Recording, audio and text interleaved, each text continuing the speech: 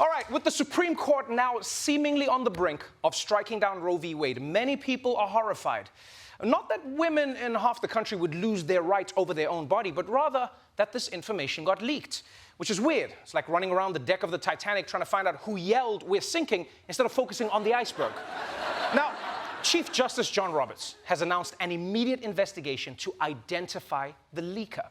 But cable news doesn't have time to wait around, so everyone knows who really did it. Who did it? That's the question everyone is asking today. Who's behind the leak? Was it a clerk?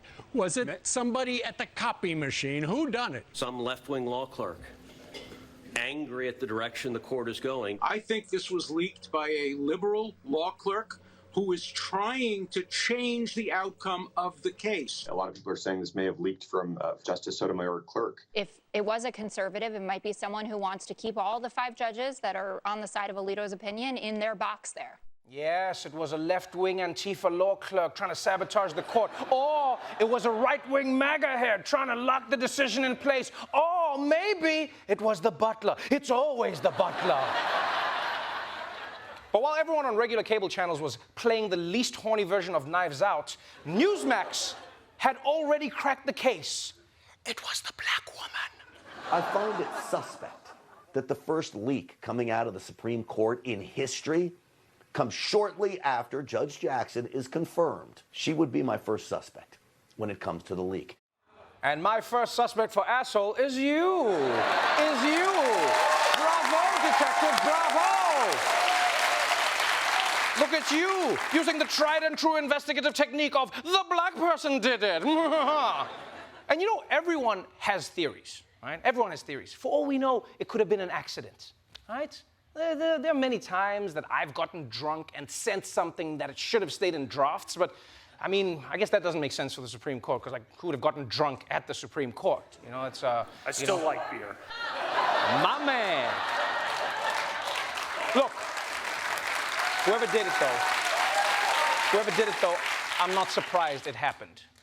In fact, I can't believe that this didn't happen earlier.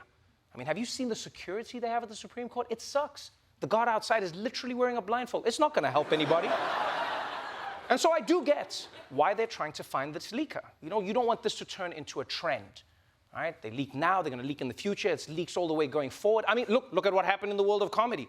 Yeah, one stand-up gets slapped. Now, Dave Chappelle's getting tackled on stage. Shit.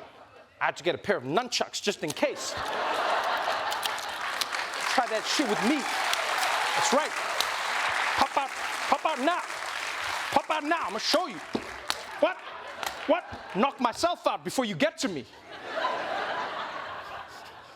Now, while the Supreme Court is trying to figure out who the snitch is, the rest of the country is trying to figure out what women will be allowed to do with their own bodies.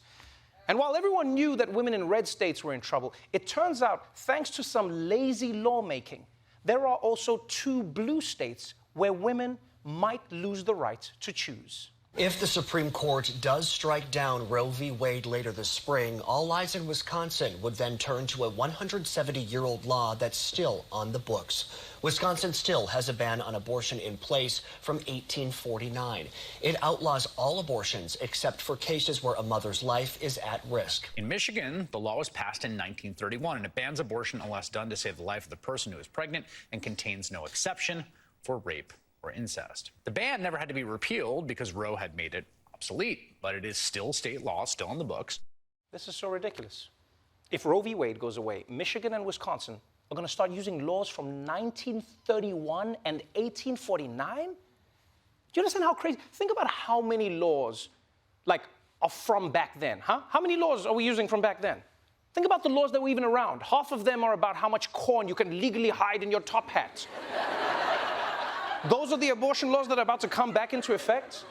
Guys, unused laws shouldn't be a thing that come back. They should have like an expiration date. Or at the very least, states should smell them every now and again to make sure that they haven't gone bad.